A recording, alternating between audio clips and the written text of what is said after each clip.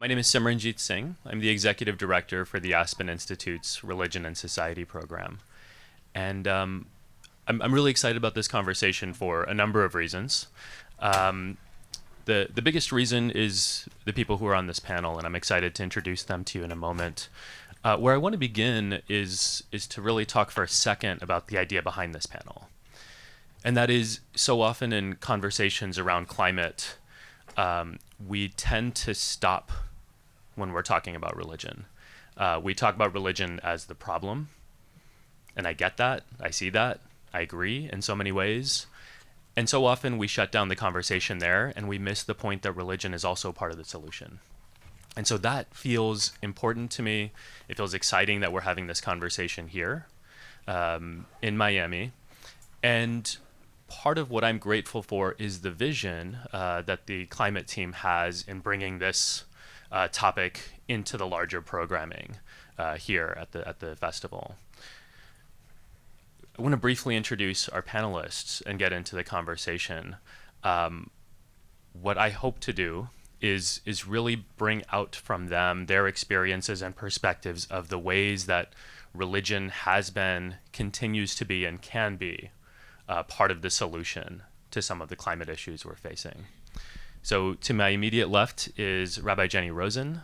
She's the founder and CEO of Dayenu, a Jewish organization that's dealing with climate issues in particular. Next to her is Ibrahim Abdul-Matin. He is a number of things. All of these people do a number of things. I first learned about Ibrahim through his book, Green Deen, which is looking at Islamic perspectives on climate and caring for the planet. Kaitlin Curtice is next to him. Kaitlin is a writer, a poet, a storyteller. She has a new book called Living Resistance that just came out yesterday. So congratulations. Thanks for sharing your book to our time with us. And she comes from the Potawatomi. You're a citizen of the Potawatomi Nation, right, Kaitlin? And you'll be sharing some perspectives from indigenous spirituality. And then there's Fletcher Harper, who is executive director of Green Faith and an author of a book with the same name, and that's where I first came across your work. So really grateful to have you all here. Kaitlin, I'd like to begin with you and just have us bring us into your story. How did you get into this work, both as a person of faith, but also as somebody who is really thinking about climate as someone growing up in this country? Bonjour, Kaitlin Curtice and Dejnakas Potawatomi and Dow. Hello, my name is Kaitlin Curtice. I am a citizen of the Potawatomi Nation, and I'm so grateful to be here with all of you. As Simran said, I'm a writer and a poet, and I think about our connection to land a lot. And the way that I approach this is through embodiment.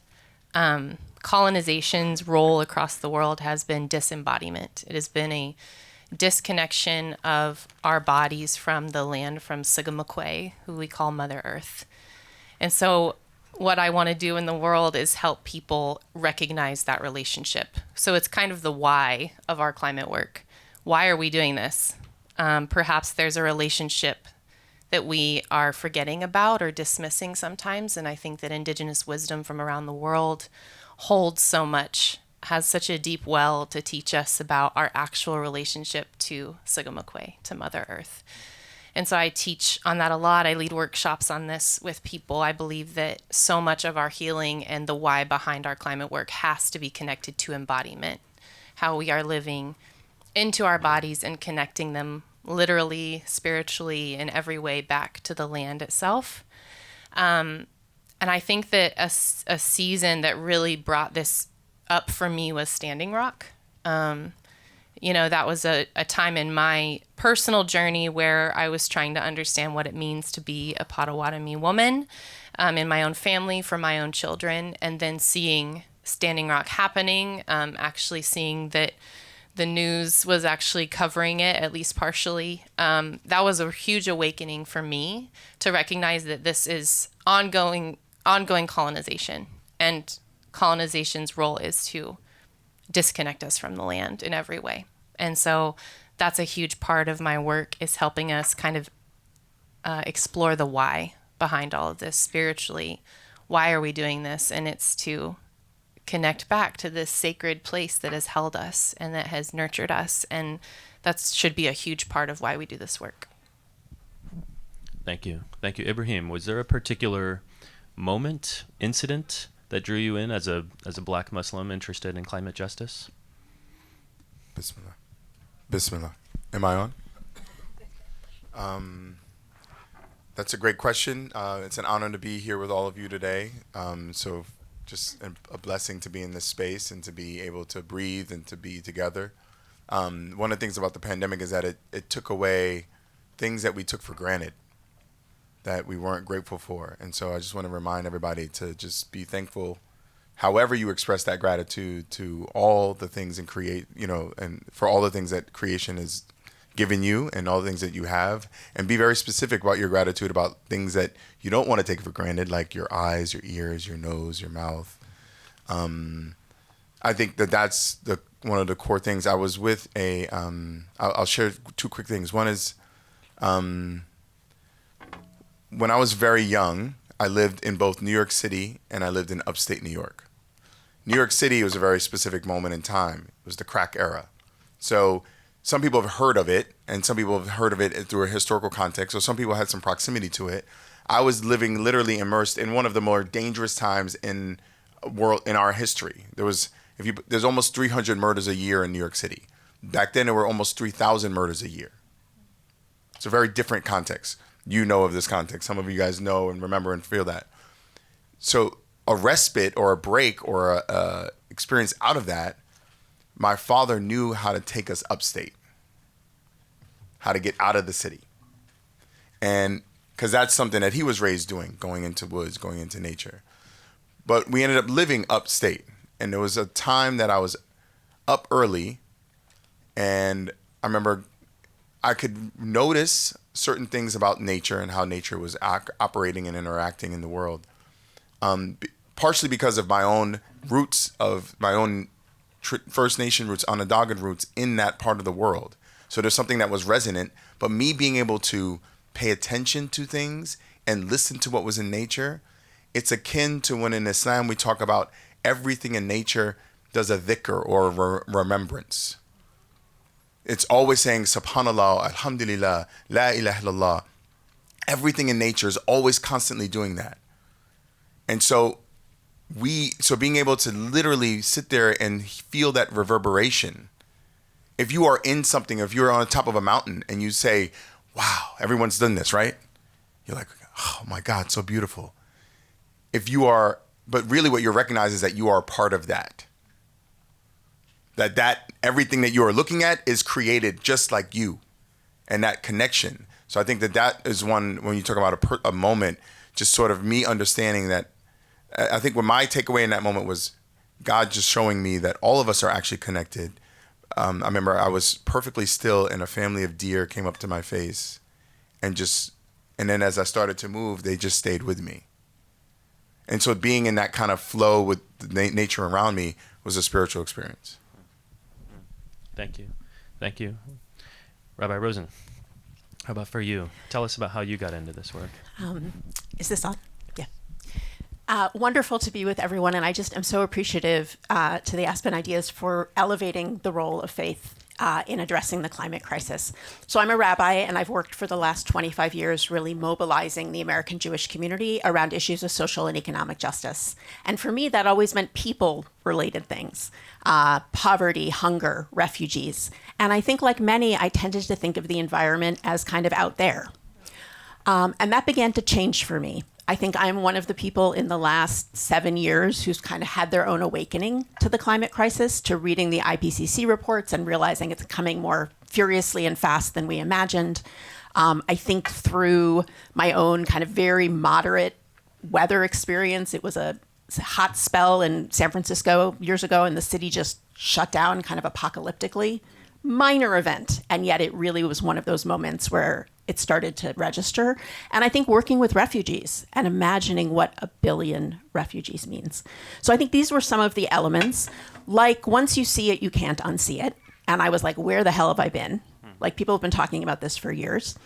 And I also started to have conversations with colleagues about how the American Jewish community was not mobilized in all its people and power to confront the climate crisis on a systemic level.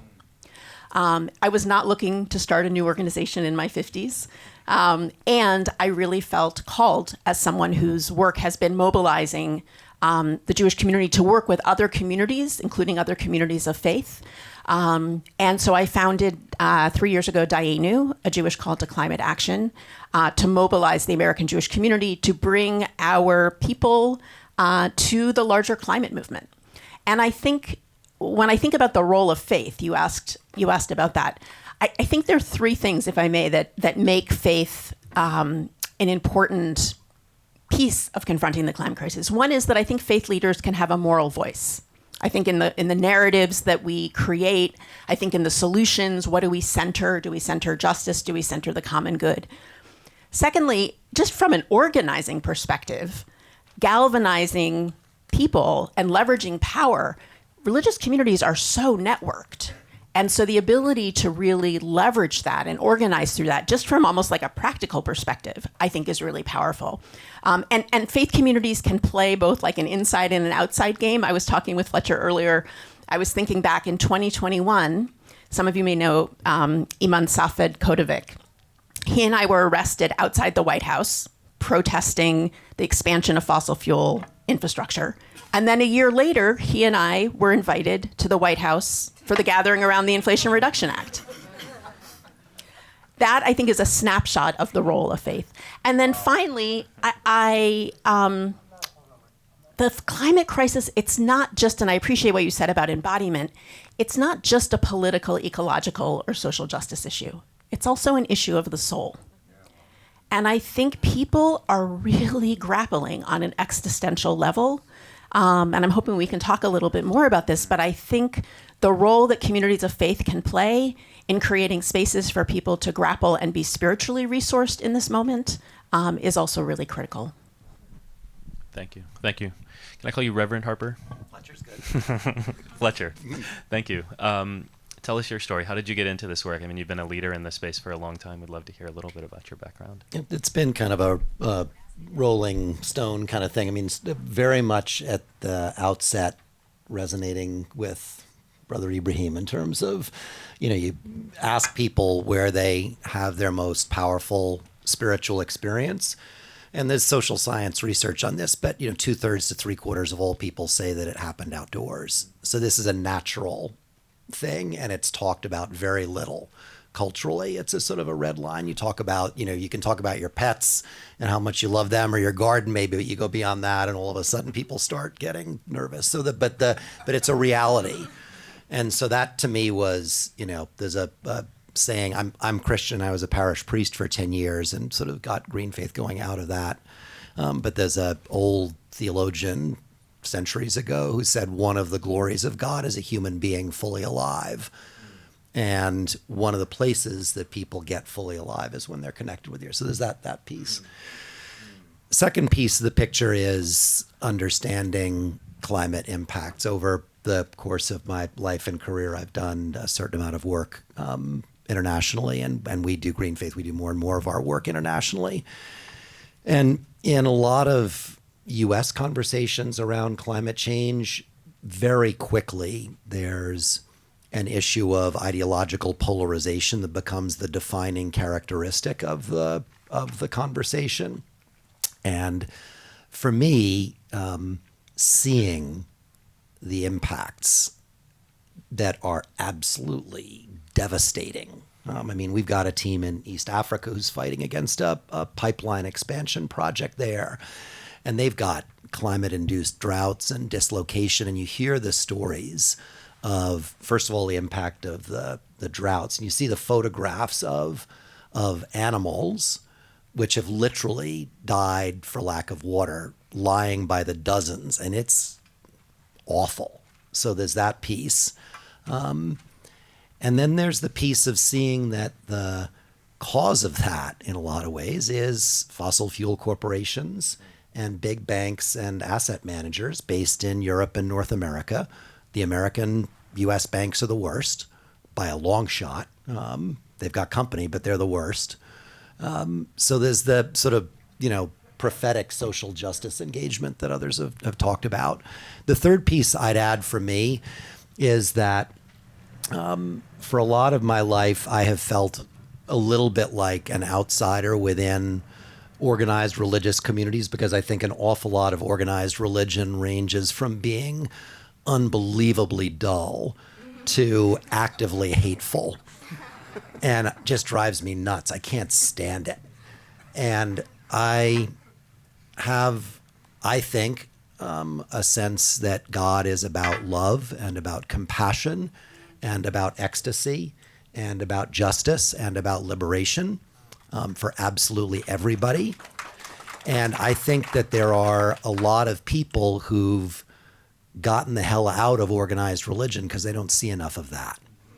So as someone who's sort of given my life to try to, do this, I feel like naming that is a really important piece of the picture. And that shows up in the climate space in specific ways, but it's not limited to the climate space. Yeah, thank you. Thank you for sharing that. And we hear the resonance in the room with some of what you're saying. There are two threads I want to pull on. One is on the impacts, and I want to come back to that in a moment.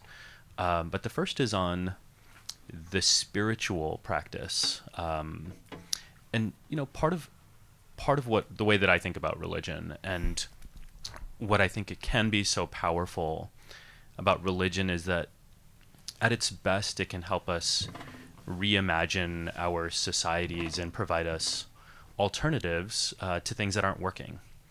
And part of what I find to be challenging within our society today when it comes to climate is it's so hard to imagine a different way of being, a different way of relating to one another, but also to the world around us, to the earth.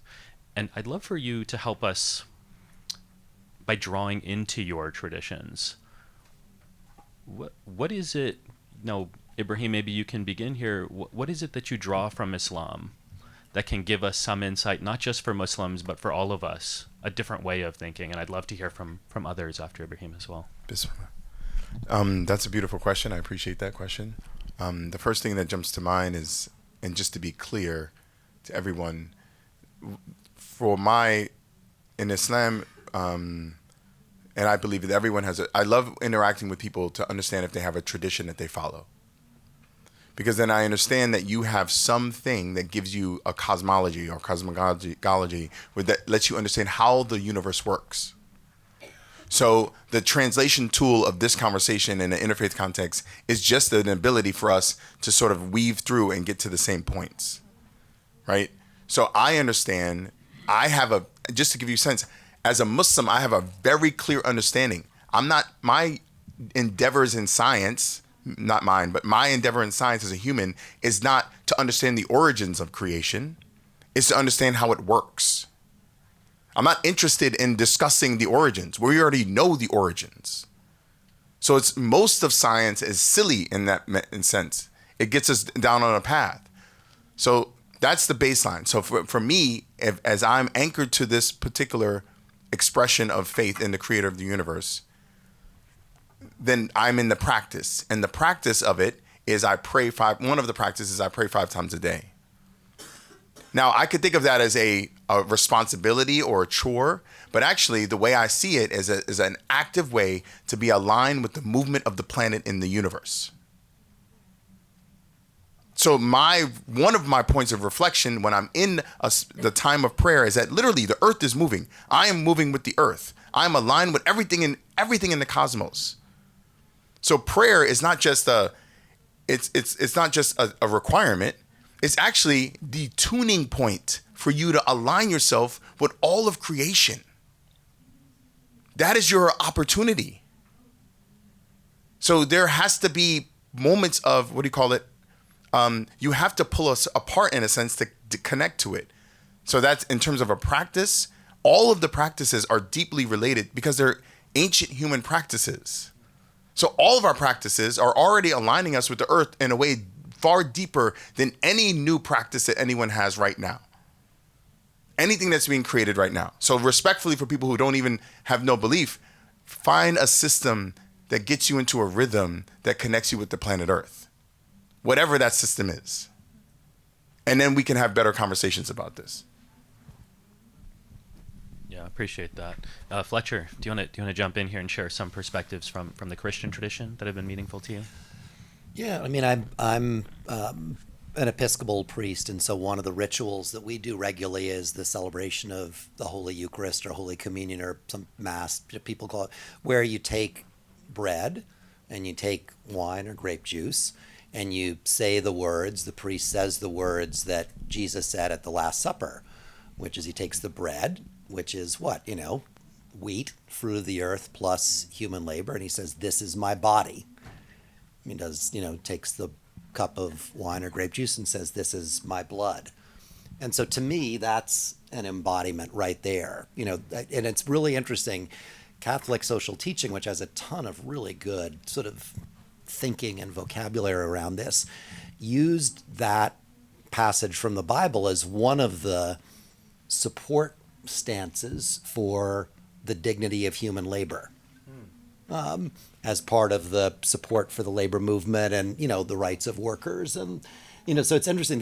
So the next step now is how do you talk about the dignity of the earth and our connectedness with that and the fact that Jesus, self-identifies with the elements.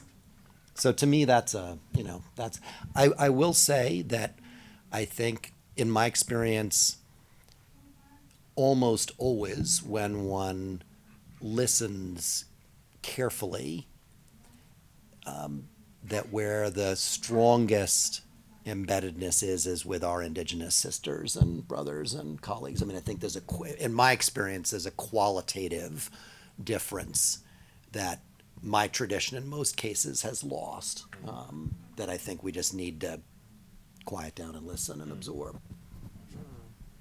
Kaitlin, that might be a nice line to pick up on, both as someone who has grown up within the Christian tradition, but also somebody who's drawing from Indigenous spirituality as well. Yeah, thank you for that. I grew up Southern Baptist, so I live in a complexity of, yes, didn't want to bring it up, but I grew up, anyway, you can read my second book, Native, okay? I'll just say that. It's all about this. I live a constantly decolonizing identity and in spaces trying to, because I didn't grow up with this connection to the earth, even as an Indigenous woman, it was colonized out of me, assimilated out of me. So in coming back to who I am, back home to myself, has been a struggle and a journey. And I love what you share, because I was thinking about cycles, or this cyclical way of being in the world. As Indigenous people, we have things like the medicine wheel, which is a circle with 4 colors. It represents the 4 seasons and different cycles within our own life. It represents the 4 directions. And in my new book, I created a cyclical framework called the realms of resistance. And it's these 4 realms that also represent the personal, our communal, our ancestral realm, and then the integration of all of that. And so we follow cycles.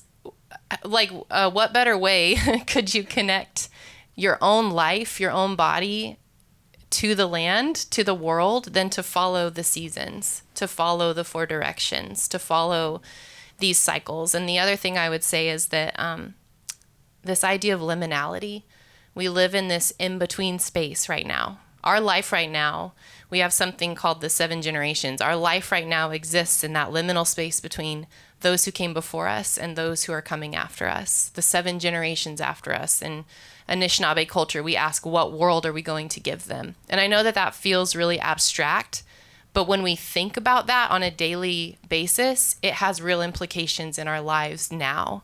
So our resistance, our care for the earth, our care for our own bodies, our care for one another, our decolonization is all connected to the healing of our ancestors and to the healing of those who come after us. And that is such a beautiful thing to ground ourselves in. And I think it is an Indigenous wisdom that is lost in a lot of these conversations. I have attended a lot of activism, interfaith, climate conversations where there was nothing said about Indigenous wisdom. And so I really, really appreciate being here.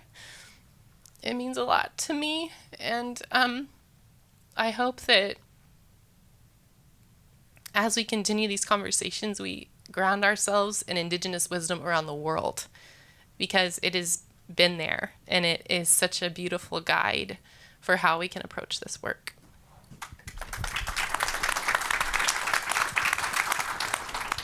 Thank you, Kaitlin. And I'll say, we've been friends for a few years now, and have learned so much about the intersections of this work and how marginalizing it can be for certain communities, which can feel so jarring when, as we're looking at impacts, who are those that are impacted the most by some of these issues? I mean, it's often indigenous communities, people of color. I mean, it's over and over again. So I really appreciate you being part of this conversation. Rabbi Jennie, I'd love to hear from you a little bit from what you hear from the Jewish tradition. The concept of the next generations resonates so much. In Jewish tradition, we talk about living l'dor v'dor, from generation to generation. And that's such a fundamental concept. And will there be future generations, and what will their lives be like? Not just literally our offspring, but collectively. I think in Jewish tradition, we talk about things that we learn and values from the Torah. And there's some very traditional ones that are often referred to around protecting the earth. I think that may even be in the title of this program, and not wasting, but also values like tirdof tzedek, pursuing justice, and protecting the most vulnerable. I also think that at the end of the day, most people don't engage around climate because of verses in the Bible. I think it grounds people. But I think a lot of what people are called by is a sense of hope, that sort of ability to envision something different, and a sense of agency. And I think that there's a lot in Jewish tradition and all of our traditions that really creates that space to feel the anxiety and the grief and mourning traditions that we have, and then to move into a kind of active hope and courageous action. The name of our organization, Dayenu, comes from the song that we sing at Passover, telling the story of our ancestors' journey from slavery to freedom. And we say, if God had brought us out of Egypt but not given us the Torah, Dayenu, it would have been enough. But it also means we've had enough. We've had enough climate destruction. We've had enough valuing fossil fuel companies over human life, enough letting the impacts fall disproportionately on indigenous and black and brown communities. Dayenu, enough. Wow. But it also means we have enough. We have the policies, we have the technologies, we have the resources so that everyone can have enough. Yeah. And I think in holding both of those meanings, that is sort of where religious power can be drawn from. And that people can understand the urgency, the demand, and a sense of hope, and a sense of agency. And the last thing I'll say is I think for the Jewish community, and I think this is true for many communities, having faced annihilation before, and having to reinvent and re-envision a different kind of future, we can all draw from those experiences and be able to really imagine what does this new world look like in which all people can live sustainable, just lives, and have that be for generations to come. Yeah, thank you. I mean, I'm very tempted to ask about 20 questions to each of you. If I had all the power in the world, that's what I would start doing.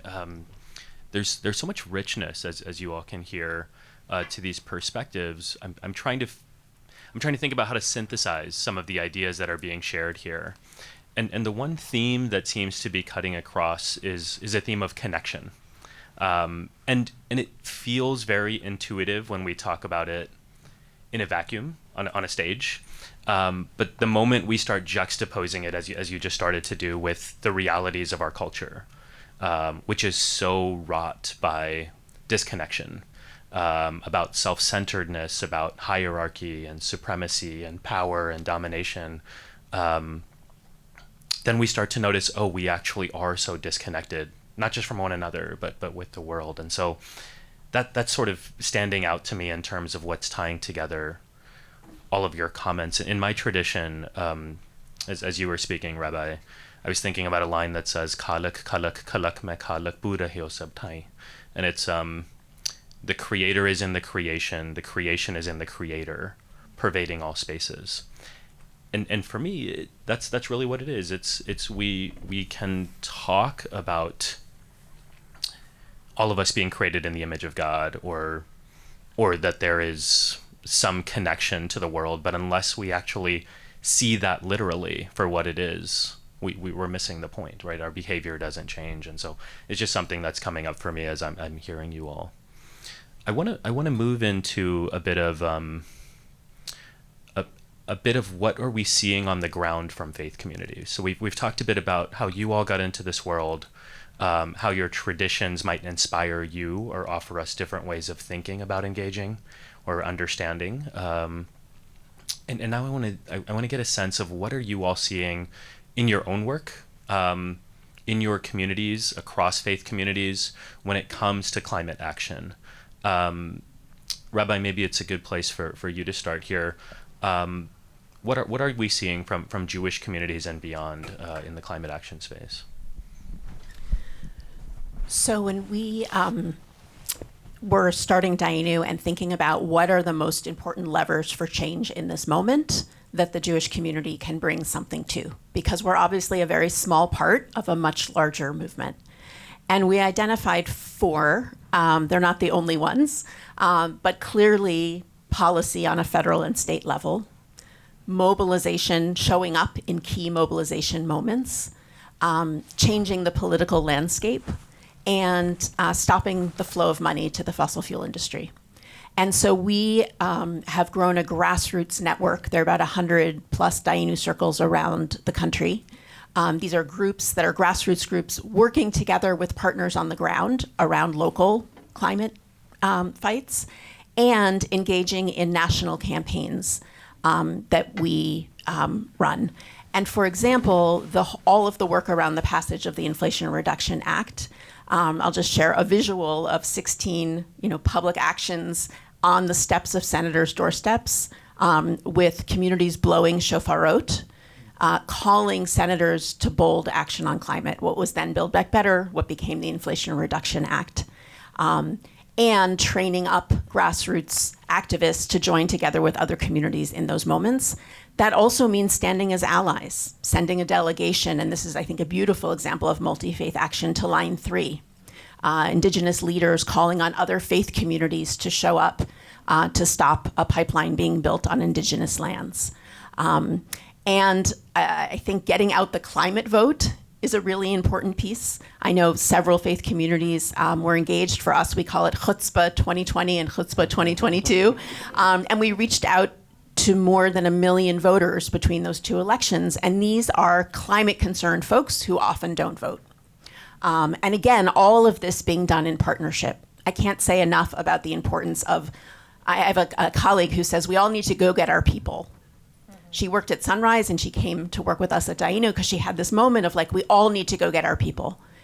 And we then need to find ways to work together, each of us bringing the strengths of our tradition and our people to that work. Thank you. Fletcher, I know you've worked in this space for a long time. You're working domestically, internationally as well. What are we seeing from Christian communities and also beyond? I know you're part of a larger movement that goes beyond Christian communities. I mean, what we see globally, I mean, we have team members in Africa and Asia and Europe and Latin America as well as North America. I mean, there's an awakening happening globally among religious communities of all kinds around these issues. I mean, which is good. It's overdue, but it's good. And I think now the biggest question is how, for those of us in sort of, doing our best to try to help shape the movement, is how do we have the biggest impact possible? I mean, for us, it's really about how to learn from past religious movements for liberation that used public activism really effectively and how to use that now. It's clear that, we see more and more opposition on the ground to different fossil fuel extractive projects. We see lots of religious interest in putting pressure on banks and asset managers and to some degree insurance companies, which are really hard targets to move. I mean, they all went to Glasgow when the climate negotiations were there, and they all signed this, global Glasgow financial asset managers for net zero pledge, saying they'd all get to net zero by 2050. And then the Ukraine war hit, and they had the chutzpah in a bad sense to put out a press release quietly saying they were all backing off that pledge because they needed to go make more money off of financing fossil fuels. So I think, it's about how do you really get enough people in the religious sector to get out of the pews, off the prayer rugs, off the meditation cushions, and into the streets and into the voting booths. Because we know that that's what's required to create change. We know that politicians won't go further than they're, in many ways, either legitimized to go or in some cases forced to go. And that's the reality of this. I mean, that's the kind of work that we're involved in. It looks very different. We have a team in Japan. In Japan, it's not culturally the norm at all, public activism. Many young people don't want their faces shown in pictures of protests because they're afraid that employers might see them. So it's a different culture. So this has to play out culturally in different ways in different places. And in every country, different groups of people have the ability to take greater risk because of different manifestations of racism and prejudice and that sort of thing. So, that you have to work and factor and think, be thoughtful about that. But regardless, it's how do you get religious people to really stand up and be counted? And I think it's an Irish saying about, is this a private fight or can anybody get involved? It's really about how do you get religious people really irritated and upset and angry about what is happening that's so unacceptable, and to stand up and to say, for God's sake, in the name, you talk about what are the values, this is about very basic stuff: love, compassion, justice, harmony, peace.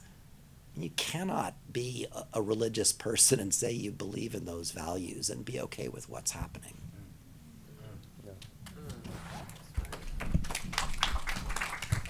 Ibrahim, I want to pass it to you. I read a stat recently, or I was reading in an article recently that it won't be long before Hajj won't be possible because of the climate crisis, and that seemed like a striking narrative change for me, right? For religious communities. 1.6 billion around the world. All of a sudden, not all of a sudden, but there's real buy-in there, right? There are real stakes. They're going to figure out Hajj. That's a lot of money out there in the desert. So the couple things that I think are interesting is, and I'll make a general point, is there's a guy named Zohran Mamdani in New York who's a state assemblyman, and there's a woman, Shahana Hanif, who's a city councilwoman. They are two of the young Muslim elected officials. They are the most progressive, whatever that means in whatever context you want to frame it, within environmental context, on issues coming out of their state houses and out of their legislatures. And they're leaders of the progressive caucuses, specifically leading on these issues. So in terms of like the green Muslim activism, they have both told me that that's part of their faith expression, and it manifests in this particular work that they do. So it's already potentially helping people, that people are driven by their faith in their ethical context, and now are in position to use that as a guiding principle within government, and they're important. There's also, I wrote a book called Green Deen: What Islam Teaches About Protecting the Planet. Now all of you guys have to buy it, and it's not here though. I don't know why it's not here, but you just have to figure it out and figure out how to buy it. Only because you met an author. So I have to buy every one of their... If you meet an author, you have to buy their book. You just have to buy their book. But that doesn't mean you have to read it. I'm just being honest. It's okay. And you can re-gift it. And you know what? And even if you want to steal it, do what you got to do. But that's between you and God. So Green Deen was a cool... Deen means the path or the way. Right? So it's your path. Lakum din waliya din. To you your way and to me mine, which is in the Quran. So the green dean, I didn't like if I was a kid now, like a Gen Z, I would have like branded it and created an identity and been like, I own it, and then like done a bunch of stuff with it. But I didn't do any of that back then, 10 years ago when I wrote it. And I basically, all these young people in different countries have taken Green Dean and created their own chapters. There's like a Green Dean in almost every European country, in parts of Africa and in the Middle East and Asia. There's Green Dean web presences and Green Dean cleanups and Green Dean folks that go out and hike mountains and do stuff together. So that's awesome, alhamdulillah. It's a really beautiful thing that folks have just taken that and have run with it. And so that's very affirming. And then the other thing on the ground I want to share is around Muslim farmers. So there's a whole network, just like I'm part of a book that just got released called Black Earth Wisdom by Leah Penniman, Soul Fire Farm. And we're essentially decolonizing the soil. And this is deeply rooted in Black and indigenous wisdom about this land.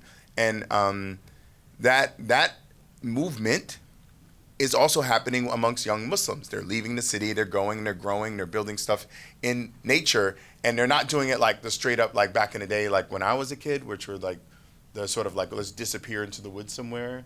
Some of you guys know about those movements in New York City and outside. But these are folks that are like polished, they're organized, they have businesses, they're making it happen. They're and they're creating beautiful products, whatever they're making. So these are movements, and all these people are inspired by their faith. They're all happening. The last thing I'm going to say is just that, like, one of the problems that we don't do from a faith perspective, and you were starting this, Fletcher, is really saying who's actually the problem here.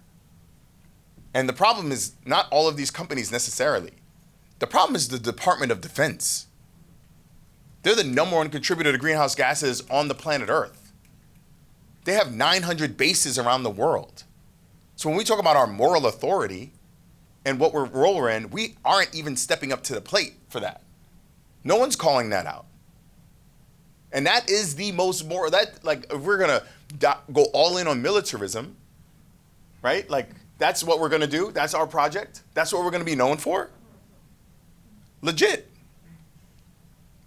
And so that's where the ethical thing, whatever ethical framework that we need to do that, that's where we need, and I think we're missing it. Sorry. That's an action that I want people of faith and all people to sort of get behind, to call that out if we're serious about this. Thank you. Thank you. Kaitlin, over to you.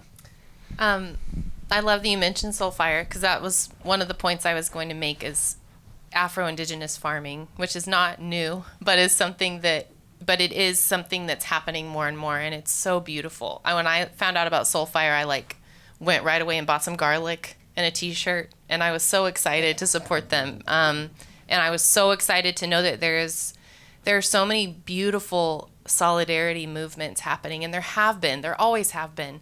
But to pay attention to those things, I would say, as humans, we live in the micro and the macro and in between. But to pay attention to the macro moments, all of these things we've been talking about, we need more Indigenous people in government. We need to be paying attention to those things. We need to be stepping up and speaking out, but also pay attention to the micro, the micro moments of how we are paying attention to our everyday lives in this work. Who are the people who are leading quietly too, who are doing this work day in and day out? Something that encourages me is remembering that, having the conversations, because we also have to rewire the way we're thinking and embodying all of this. And when we do that, it leads to change on a bigger level as well. So just remember that. And I would say to all of you, find ways that your passions intersect with the climate. I think about, I'm a rock climber. So my family climbs, and thinking about Natives Outdoors and Brown Girls Climbing. There are all these gorgeous organizations that are showing up, and they're intersecting the things they love with caring for the earth. And so I encourage you to do that in a spiritual way, to do it from the foundations of who you are. Do the things you love and find ways to intersect those things with the earth and with your community. And that does lead to change on a bigger level. And that really gives me a lot of hope. Can I add one thing? Because you asked about what are faith communities doing in terms of action. And I think we'd be remiss if we kind of close this conversation without also talking about institutions. Because there's a lot of power still in this country in religious institutions. And I think we see that on the, to your point, micro, in terms of houses of worship, decarbonizing and greening their institutions. And I think we see it on the macro level, and this is some of the work, that Green Faith and Dainu and others are doing around having the major faith institutions screen out fossil fuel and invest in clean energy. And leveraging that, and then the narrative and the moral telling of that on a larger scale, because there is, as you said, a real enemy. I think the fossil fuel industry is clearly, and I think that there's a role for faith communities not only to speak out, but then to kind of put their money, where their mouth is. And that's some of the organizing that's also happening. Thank you. I appreciate that. I want to invite questions from the audience. Wow, that was fast. Francesca has a mic. She will bring it around. Why don't we do 2 questions at a time so we can get in as many questions as possible? I just love this panel. Thank you so much. I'm Caroline Lewis, based in Miami with the Clio Institute. Your struggle is my struggle. I am a recovering Catholic. And the reason I say that is that I had to leave. My brothers and sisters who are church-going Catholics do not support what I consider policies for the greater good. Now, you talk about urgency and agency, and I get that. If you look at the data of the climate science, the seriousness of the climate justice issues, we need urgency and agency. So all of us need to mobilize the engines that make it change, politics and economics. So my challenge for you is more of that. When you have senators and Congress people voting against the public's interest on these levels, call them out. Have a committee, because they're all of different faiths, and they wear their crosses, and they wear their badges of religion with such pride. And they are not pro-life, in my opinion. They are pro-birth. Once that baby's out, deal with it. So I would love you all, with your intense power, to understand your influence and use it more, because I'm tired of the hypocrisy. I'm a practicing Catholic in the work I do, but I do not go to church. Wow. Thank you. Thank you. Appreciate that. Hello, my name is Carolina Borjas, and I guess my question is about, I've seen a lot of the decline of youth in involvement in religious institutions. I'm a practicing Catholic, and I am often astounded by the lack of young people involved in the Catholic institutions, because we feel like sometimes it's too traditional or something like that. So I found myself going to different transitions and going through different places to find my community, because it no longer feels like a community. So I guess my question for you is, how do we encourage young leaders to take part in green initiatives connected to faith in places where sometimes people might not feel comfortable with that relationship? If anyone wants to respond to that? Yeah, please. I can try. Earlier, so I frame a lot of stuff around a lot of the environmental stuff that we frame is really solving persistent human problems. Water, waste, energy, food, transportation. These are things that if you take a human from the beginning of time to now, they're going to have to solve for those problems. As we address solutions and as we solve the problems in all different ways, one of the beauty of being in a position that you're in, you're saying young people, but everyone, you are looking at problems and you're thinking, how can these problems be solved? As a person who is sort of figuring out all these different ways in the world, you should keep a list of every problem that you see. You should start writing out these specific problems and maybe the roots of those problems.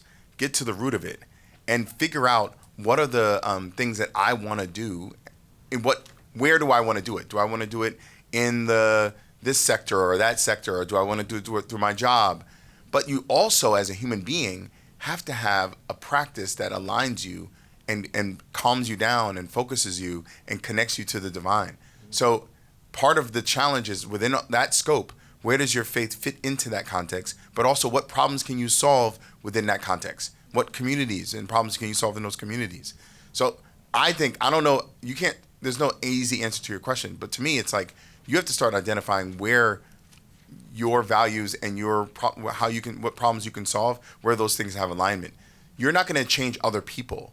People are going to see your example. That's what's also crucial. People are like, we have to organize. No, just focus and do something really good or well, or stay in a rhythm with something, and you are going to find that kind of community easily because you're locked in and you're doing that thing. So just want to offer that.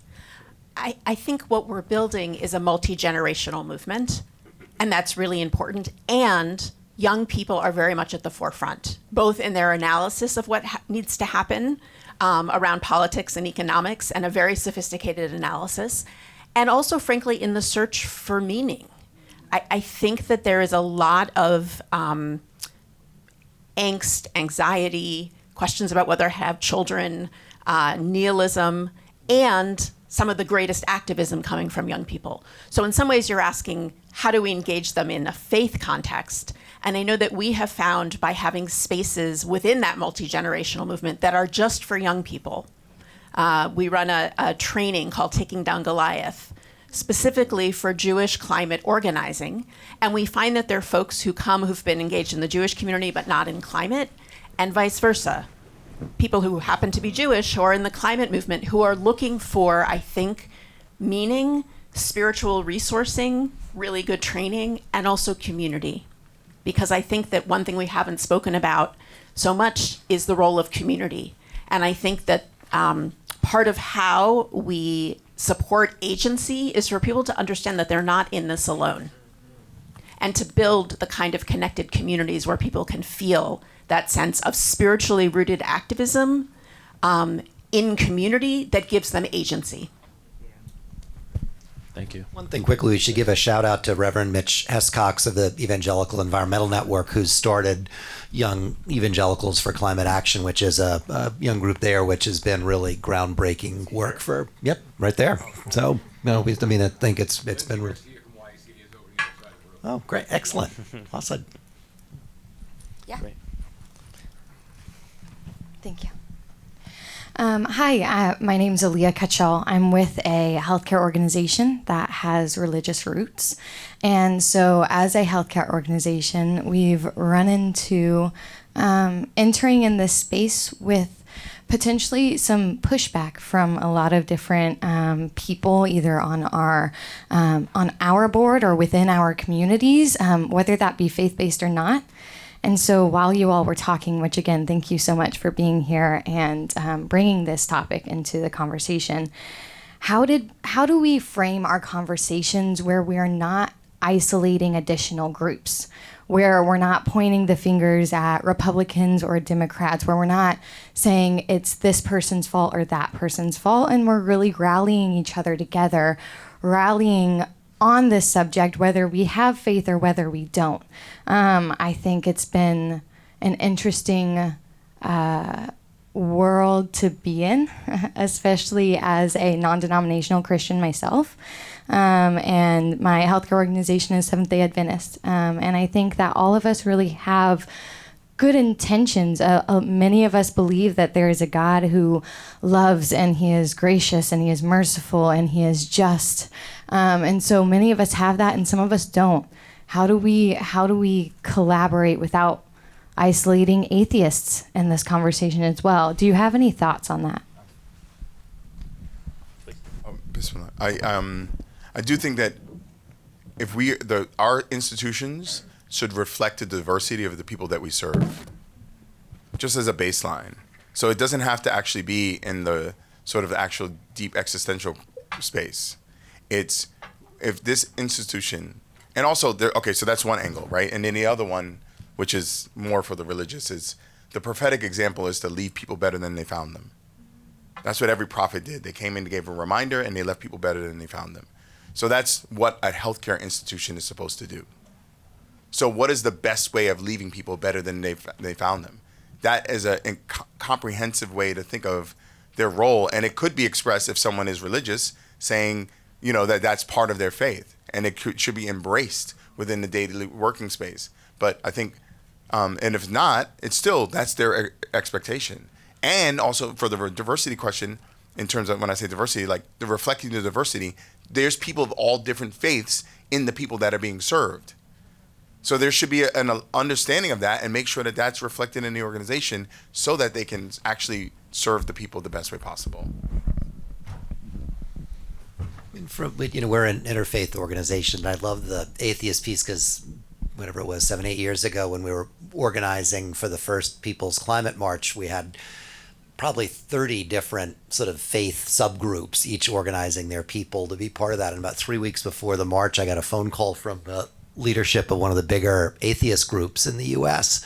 who was irritated because we didn't have an atheist group. I was like, come on in, I never knew. And then the funny thing was that, we added atheist to the drop-down menu, and it begins with an A, so it's like the first thing. But I think, to me, what I learned from that was that there's something bigger going on with this than our vocabularies have caught up with. And it was, now, that said, I think that it's really important not to mystify what the problems are that we're facing. We've got a fossil fuel industry that's refusing to transition. We've got major sources of finance that keep on plowing ungodly sums of money into those new projects. And we've got governments that are either passively or actively enabling that. That's the reality. And I think, and yes, there is great complexity to a transition, but there are also some things that we need to be crystal clear about, and that's one of them. That reality unavoidably makes some people uncomfortable, and there is no way to avoid that. And I think it's important just to be really direct about that. People have to make, one of the things that religions and spiritualities do is they give people a chance to say, here's who I am. And this is one of those moments where folks have to make a choice, and it's not easy for some people. We're all implicated in certain ways. Some people, because of circumstances, choices, whatever, are implicated more. But I don't think it's not a choice that we can avoid. Which may not be helpful to your question, but I think it's just the reality of the situation. So, thank you. We're getting to the end of our time, and I'm going to invite each of the panelists to share a closing thought. This is a surprise to them, so as they're gathering that thought, I'll just share with you all. This question that you're asking feels so important about how do we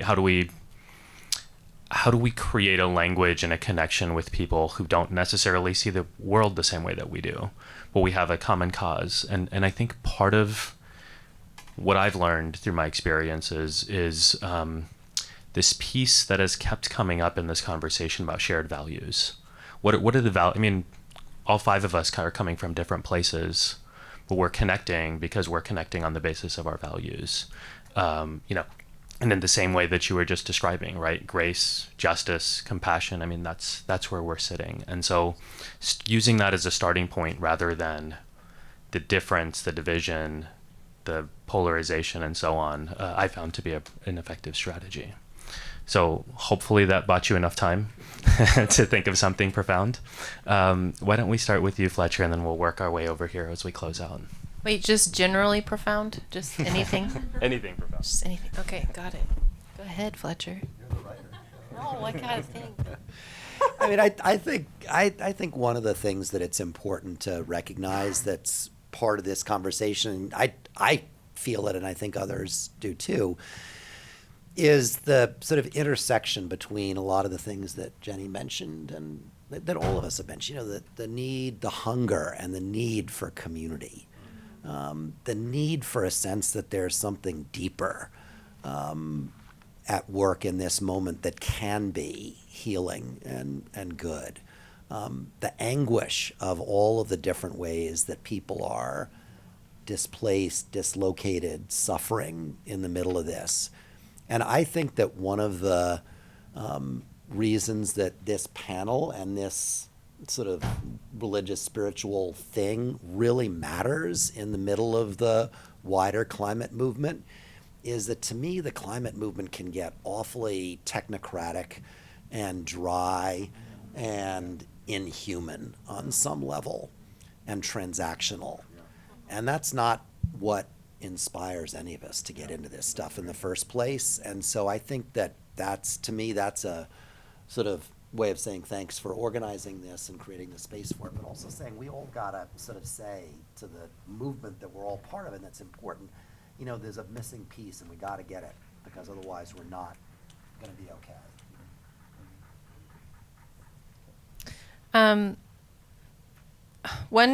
One thing that I write about and I tell people all the time is to remember that this is our lifelong journey, this work. I think, of course, it's human nature that when we see something that's broken or wrong, when we see oppression, when we see colonization, we want to fix it. Of course we do.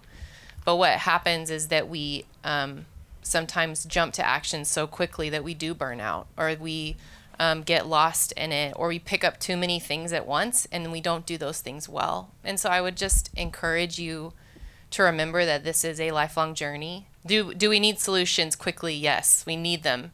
But also remember to pace yourself, to care for your body, to care for your relationship to the land as you do this work, so that we have something good to pass on to future generations. When we just kind of see the problem, slap on the Band-Aid, but we don't talk about how the wound got there, we're not going to heal it very well. And so we need to be listening.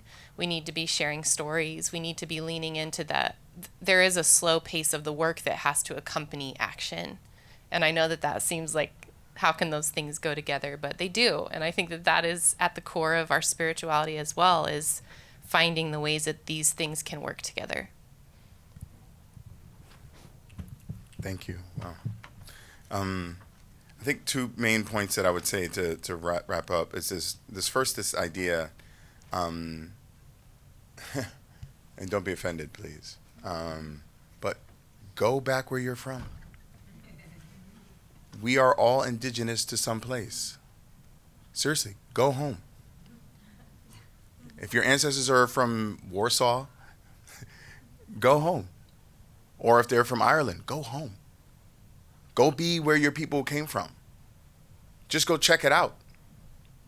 This idea that indigeneity is just for some brown people and people that live in bushes and live in tribes. No, that's not true. That's still centered in whiteness. Like, for real, go home, check it out. And maybe you should go back there. You should consider that. And if it's not go back to Europe or some other place, go back to the small town where you're from. Go talk to those people. Go move in. Go settle yourself there. Like, we need people to, you say go get your people. Go get your people. The last point I'll make is this idea of, the idea of indigeneity. Sorry, I did have a other last point. It was actually a really good point. Oh my God, I forgot what. I probably. Oh no, sorry. This is what I would say to Muslims, right? So, you will be held accountable for your actions. You will be held accountable for your actions. There's a heaven and a hell. That's what I believe in. So, just give you that context. Where you pray, that blade of grass will speak on your behalf on the day of judgment. But every place that you've polluted will also speak against your behalf on the day of judgment. And what is our relationship to all these places where pollution is happening actively? We are all going to be held accountable. That's the context. So truly be careful where you are, and give thanks and gratitude when you're able to be in a safe space, in a place that's not been destroyed, and give that respect and be thankful for that opportunity. And remember to praise God in those spaces so that we'll be held on your record in the end. Thank you. And final word to the rabbi. I'll be quick. I think it comes down to strategy and spirit. At the end of the day, how do we ensure that we have really sharp strategies that center justice, that center a moral call, that center our core values? And how do we ensure that what we're building is a spiritually rooted movement? As you said, this is going to be many generations. We're trying to set up for future generations, but this is lifelong and intergenerational. And how do we have this not only be a series of good tactics, but really spiritually rooted? That means song, that means arts, that means all sorts of dimensions for the soul. And people are hungry for it. I think that there is tremendous angst, and that religious communities have a role to play, and also to ensure that that doesn't become kind of navel-gazing angst, but actually can cultivate a sense of hope, can cultivate a sense of agency, and ultimately can lead us to profound collective action so that we can really reimagine and build a different world, one for all people for generations to come. I'll say thank you. Thank you to